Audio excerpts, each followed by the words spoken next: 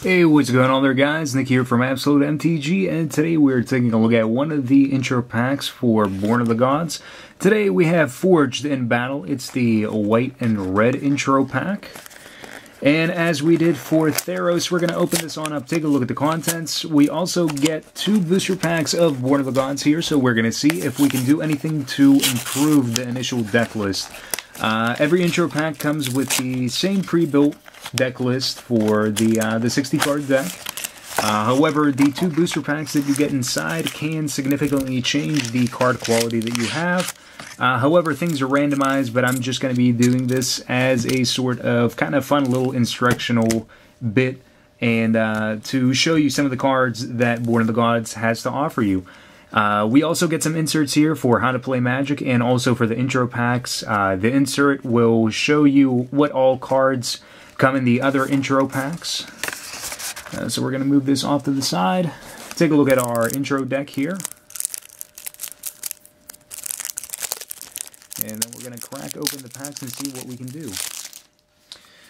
So first off, we have our foil rare here. We get 1 rare and 1 foil rare. And our foil rare is Forgestoker Dragon. So that's pretty sweet. We have Akroan Crusader as a 2 of. Priest of Iroas. Loyal Pegasus. Arena Athlete. Another Arena Athlete. Reckless Reveler. Akroan Skyguard. Another Akroan Skyguard. Phalanx Leader. Akroan Hoplite, Elite Skirmisher, another Elite Skirmisher, Two-Headed Cerberus, Wingsteed Rider, Labyrinth Champion, there's our other rare. So it looks like this is pretty heavily heroic based. We have Akroan Phalanx, Cyclops of One Eye Pass, another one, Akroan Conscriptor, and then we have some basic lands, so we have some mountains here. And also some plains. What we're probably going to shoot for here is like 24, 23 lands in this type of a deck. We're actually going to count them as soon as we get done with taking a look at the rest of the cards. So we have Coordinated Assault, Mortal Ardor, or Ardor, 2 of them. Fall of the Hammer, ×2. Ordeal of Purphoros. Rise to the Challenge. Hold at Bay to prevent damage. Searing Blood, Dauntless Onslaught, and Pinnacle of Rage, which is probably the most expensive card in terms of mana cost in the deck, so that might be something that we'll consider taking out, or maybe some of the other cards that don't seem to fit in very well. So we have 1, 2, 3, 4, 5, 6, 7, 8, 9, 10, 11, 12, 13, 14 mountains, and 1, 2, 3, 4, 5, 6, 7, 8, 9, 10, 11 planes. I just want to check it one more time. 3, 6, 9, 10, 11. So we definitely probably will want to cut that down. We'll see how things work out for us. Like I said, like 24 is probably what we want to shoot for. 23 if we want to even cut it down a little bit more. This deck doesn't seem like it plays too many high-end cards. Like Forgestoker Dragon's high-end and Pinnacle of Rage is high-end, but otherwise, we could cut some things out of here. Now let's take a look at our packs. So being able to crack open booster packs is always awesome. They kind of make these intro packs really fun because you can always pull something that's really nuts. We have Epiphany Storm. We have another Hold at Bay, Marsh Mist Titan, Nyxborn Wolf, Floodtide Serpent, Cyclops again, Crypsis.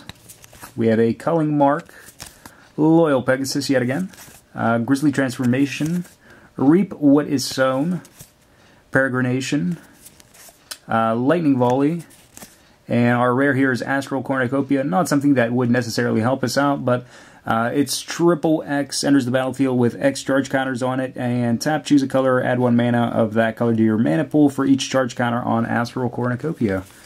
And then we have a Swamp and a Tip card. So out of this, the cards that kind of work for us would be like Hold at Bay, Epiphany Storm, Cyclops, Pegasus, and Lightning Volley. So those are all the cards that we can essentially play. Now, whether we're going to play any of these, it's kind of iffy. Like, Cyclops is pretty sweet, and Loyal Pegasus is also pretty sweet because it's a 2/1 creature for 1 white mana with flying, and it can't attack or block alone, but generally with these types of decks, we're just going to be smashing with a whole lot of creatures either way, especially with Heroic, because Heroic makes things a whole lot bigger, usually. So we have another Titan. We have Nyxborn Wolf again, Floodtide Serpent, Rise to the Challenge, which is a awesome combat trick for us. Griffin Dreamfinder. We have Necrobite, Kragma Butcher. Another Loyal Pegasus, Elite Skirmisher, Mortal's Resolve, Ornitharch. We have a Thassa's Rebuff, another Lightning Volley, and we have Spirit of the Labyrinth, which is actually a really, really awesome card. So it's a 3/1 for 2 mana. Each player can't draw more than 1 card each turn. And then a Mountain and a Soldier token. So we do get a few things that could be playable for us. So basically what we're looking at is just looking at all of our red and white cards out of here. And we're going to try and build off of that. So the Spirit of the Labyrinth is probably like the most awesome thing that we pulled out of our booster packs. So we're going to try and fit that in. Where I would go with this is probably to take out a card like Priest of Iroas. The card's not really that amazing. It's only a 1/1 for 1. And it lets you destroy enchantments, which may or may not be useful for you. If anything, if you have like a real hard time with enchantments, you could try to find ways to play cards in your sideboard that could deal with enchantments, and usually a lot of them might be better than Priest of Iroas overall. Like, Priest is pretty much just good for limited play, so that could be something that we might want to take out, so that's a consideration for us, at least for the Spirit of the Labyrinth at 2 mana, so that's definitely already a start for us. It's a 3-power creature for 2 mana, which is great. Otherwise, other things that we could try to take out, there's also the Pinnacle of Rage. The Pinnacle of Rage could easily be like another solid creature for us. So we did pull 2 Pegasus, Skirmisher. We did get a Dreamfinder as well. We did get Kragma Butcher, which could be useful for us. It's another creature that just tries to deal a lot of damage by untapping and triggering off the Inspired.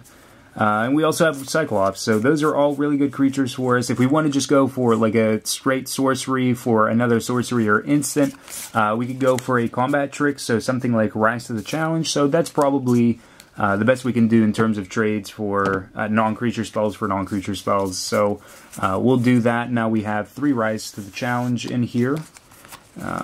Giving us a pretty decent shot at being able to draw it. At least makes it a little bit more consistent now that we're playing 3 copies instead of just the 2. So 3, 6, 9, 10, 11, 12, 13, 14. Yeah, that means we have 25 lands in here.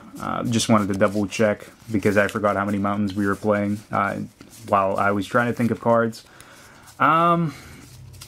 Really, with the way we would cut things, we already have a lot of mountains, so we might as well cut 1 mountain out of here, and we can go and play another card, giving us 24 lands, which is pretty much what we want to have. So we could play Cyclops because it's a solid 4-cost creature for us with 5 power, so makes our Cyclops a little bit more consistent as well, so we have more of those. We do still have a lot of really sweet combat tricks that we can play around in this deck. And otherwise, I mean, is there anything else that we could really swap out? Two-Headed Cerberus could probably stay. It's a double strike creature. If you can make him bigger, you benefit from it. Our Elite Skirmisher is pretty sweet as well. Akroan Hoplite is pretty alright. We could play another Skirmisher over the Akroan Hoplite, and then I'm pretty inclined to play that just because we can manipulate the way that our opponent's going to be blocking by being able to tap with another Skirmisher. So let's do that. Add another Skirmisher in here. It's another very good able-bodied 3-drop for us in the deck. Akroan Hoplite, if we had more copies and we had like a ton of 1 and 2 drops, and that's entirely what our deck was based around, I'd probably go and try to find more copies of Hoplite and to play them. We also have Reckless Reveler, which is something that I would probably take out because it's another card that is pretty narrow. It destroys artifacts, but it's something that would probably be better off in our sideboard than anything else. So we can end up playing something like another Loyal Pegasus, another evasion creature that's going to deal damage pretty easily. So far it doesn't seem too bad. I mean, our Crusaders seem alright, our Pegasus seem alright for us. We could probably squeeze in like another Loyal Pegasus if we took out something that's of a higher mana cost. But I think for now, this actually seems pretty good. We still want to have the 24 lands to be able to play cards like Forgestoker.